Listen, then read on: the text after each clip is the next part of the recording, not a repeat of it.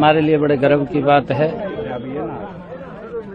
आज उस पवित्र भूमि को नमन करने का मुझे अवसर मिला है कि जिस भूमि से महात्मा ज्योतिबा फुले ने महिलाओं के लिए यहाँ पर शिक्षा के द्वार खोले थे, ये वो पवित्र भूमि है।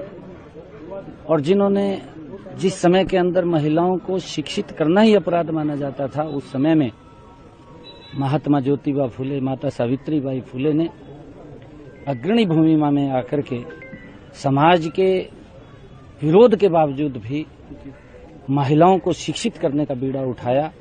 समाज में फैली हुई कुरीतियों का जिन्होंने डटकर के सामना किया, उनका पूरा जीवन इस समाज के लिए, उन्होंने देश के लिए, जो माता सावित्रीबाई फुले प्रथम शिक्षिका के रूप में जिन्होंने यहाँ स्कूल खोल करके महिलाओं को शिक्षित किया है, उस भूमि के ऊपर आया हूं। मैं प्रणाम करता हूं महात्मा ज्योतिबा फुले, माता सावित्रीबाई फुले।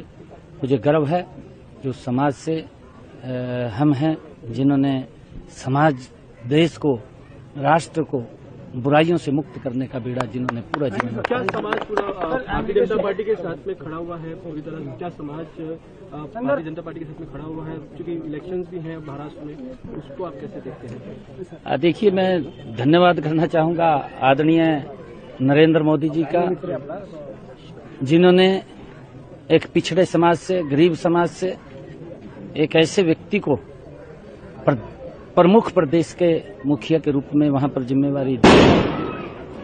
और मैं ये सारा का सारा श्रेय महात्मा ज्योतिबा फुले, माता सावित्रीबाई फुले, जिन्होंने समाज में फैली हुई बुराइयों के लिए अपना जीवन लगाया और समाज को एक दिशा देने का काम किया, उसका ही परिणाम है।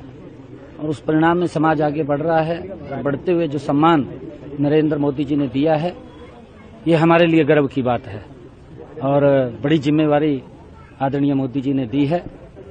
दूसरी बार हरियाणा के अंदर मुझे वहां पर आने का अवसर मिला है और हमारे समाज ने, क्योंकि मैं तो ये कहूंगा कि वहां पर और विधायक भी नहीं है, ये बड़ा जिम्मेवारी अगर दी है तो ये मोदी जी ने दी है, भारतीय जनता पार्टी ने दी है, तो क्यों नहीं भारतीय जनता पार्टी के साथ हमारा पूरा का पूरा समाज एक चट्टान की तरफ खड़ा होगा।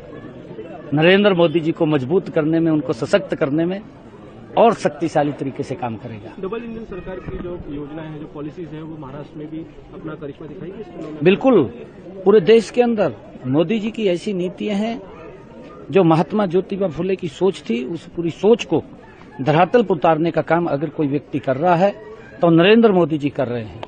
नरेंद्र मोदी जी ने उसे गरीब के चेहरे के ऊपर मुस्कान लाने का काम किया है।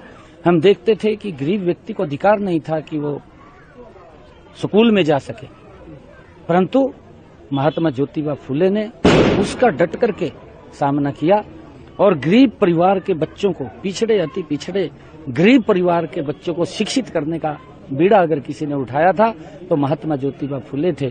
और उन्होंने ये शब्द कहे भी थे कि गति बिना मति गई और मति बिना व्यक्ति का सब कुछ गया।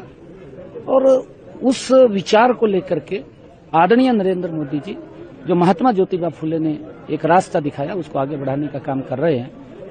उसी का परिणाम है जो योजनाएं चली हैं, चाहे आयुष्मान योजना की आप बात कर लीजिए, गरीब व्यक्ति को लाभ मिल रहा है।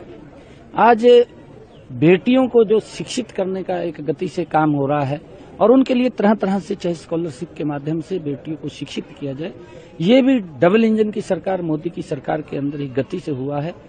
ये सारे के सारे जो काम की गरीब व्यक्ति को कैसे मजबूत और सशक्त किया जाए, मोदी जी महात्मा ज्योतिबा फुले से प्रेरणा लेकर के उसको आगे बढ़ाने का काम कर रहे हैं। और मुझे खुशी है कि मोदी जी के नेतृत्व के अंदर दूसरी बार महाराष्ट्र के अंदर बड़े मार्जिन के साथ सरकार आ रही है।